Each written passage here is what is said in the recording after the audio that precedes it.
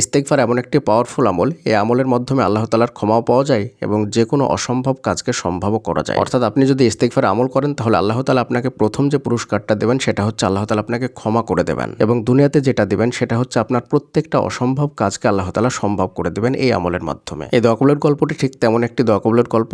গল্পটি শুনলে আপনারা বুঝতে পারবেন অসম্ভব দোয়াকে আল্লাহ তাআলা কিভাবে কবুল করে নেন। তো চলুন আর কথা না বাড়িয়ে আমি খালিদ হাসান আপনাদেরকে দোয়া কবুলের গল্পটি হুবহু পড়ে শোনাই। গল্পের শুরুতে তিনি লিখেছেন, আজকে আমি আমার একটি দোয়া কবুলের গল্প শেয়ার করব।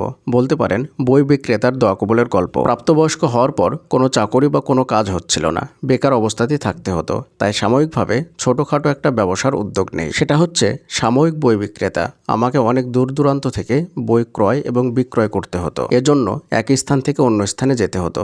এমনই একদিনের কথা, বই সংগ্রহের জন্য আমি দূরে কোথাও যাচ্ছিলাম। বাড়ি থেকে বের হওয়ার আগে আমি আল্লাহ তাআলার উপর পূর্ণ তাওয়াক্কুল করেছিলাম, কারণ আমি দূর থেকে এমন বই ক্রয় করতে যাচ্ছিলাম যা আমি এর আগে কখনো ক্রয় করি নাই। আমার কোনো অভিজ্ঞতাও ছিল না যে আমি এমন ধরনের কোনো বই সেল করতে পারবো কিনা, কে ক্রয় করে নেবে আমার এই বইগুলো, সেটাও আমি জানতাম না। আমি বাড়ি থেকে বের হওয়ার সময় ইস্তেগফার করতে করতে বের হই। গাড়িতে উঠেও ইস্তেগফার করতে থাকি, হাঁটার সময়ও ইস্তেগফার করছিলাম, আবার বই সংগ্রহ করে বাড়ি ফিরে আসার সময়ও ইস্তেগফার করতে থাকি। আমি আল্লাহর কাছে বলতে থাকি, হে আল্লাহ, আমি জানি না এই বইগুলোকে কে ক্রয় করবে, কিন্তু আমার আশেপাশের এলাকার বা আমি যাদেরকে চিনি তাদের মধ্যে কোনো একজন যেন আমার এই বইগুলো ক্রয় করে নেয়।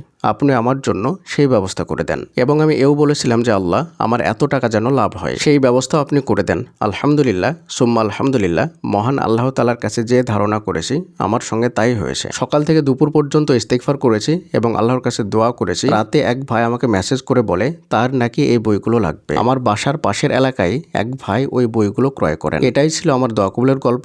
আপনারা সবাই আমার জন্য দোয়া করবেন। এরপরে তিনি বিশেষ দ্রষ্টব্য দিয়ে লিখেছেন, ইস্তেগফার এমন একটি পাওয়ারফুল আমল যার মাধ্যমে আল্লাহর ক্ষমাও পাওয়া যায়, আবার যে কোনো অসম্ভবকে সম্ভব করা যায়। যে প্রতিনিয়ত এই আমল করে আসছে সেই ইস্তেগফারের আসল স্বাদ পেয়েছে।